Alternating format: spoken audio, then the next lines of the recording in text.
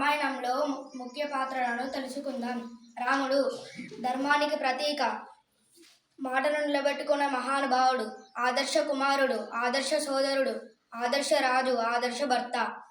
లక్ష్మణుడు అన్నయ్య పట్ల అపారమైన భక్తి, 14 సంవత్సరాలు నిద్ర లేకుండా సేవ చేశాడు. ధైర్యవంతుడు మరియు యోధుడు.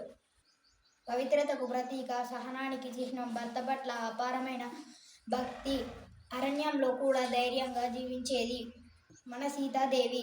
హనుమంతుడు భక్తికి ప్రతీక, అపారమైన బలం మరియు జ్ఞానం కలవాడు. సీతమ్మను కనుగొన్న మహాసేనుడు, రామదూతగా ప్రసిద్ధి. రావణుడు గొప్ప పండితుడు, శివభక్తుడు, అహంకారం వలన నశించాడు. అతని 10 తలలు జ్ఞానానికి ప్రతీక. అన్నయ్య పట్ల గౌరవం కలవారు, సింహాసనాన్ని తిరస్కరించారు. త్యాగానికి ప్రతీక మన భరతుడు. శత్రుఘ్నుడు గొప్ప తమ్ముడు, భరతుడికి తోడుగా ఉన్నాడు. నిశ్శబ్దంగా సేవ చేసిన వాడు, విధేయతకు ఉదాహరణ. దశరథుడు నిలబెట్టుకునే రాజు, కుమారులపై అపారమైన ప్రేమ. మొదటి భార్య దయగల తల్లి, రాముడిని ఎంతో ప్రేమించింది.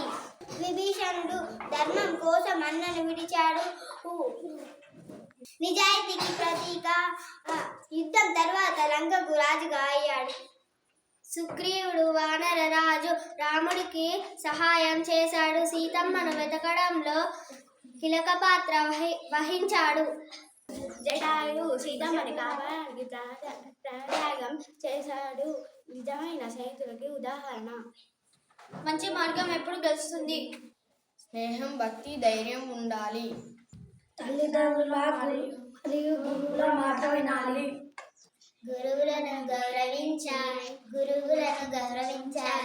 గురువులు చెప్పిన మార్గంలో నడిస్తే జీవితం విజయవంతం అవుతుంది. రాముని రాగా ధర్మం పాటిస్తే విజయం వస్తుంది.